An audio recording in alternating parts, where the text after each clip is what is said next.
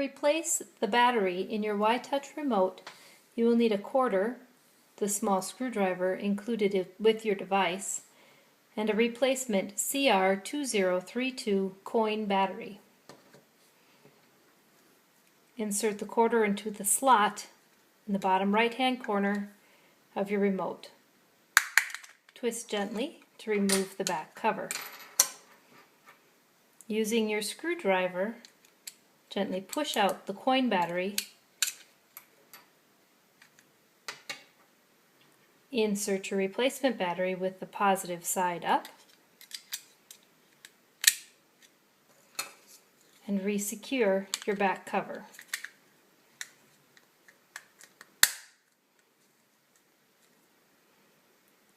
Your remote is now ready to be used.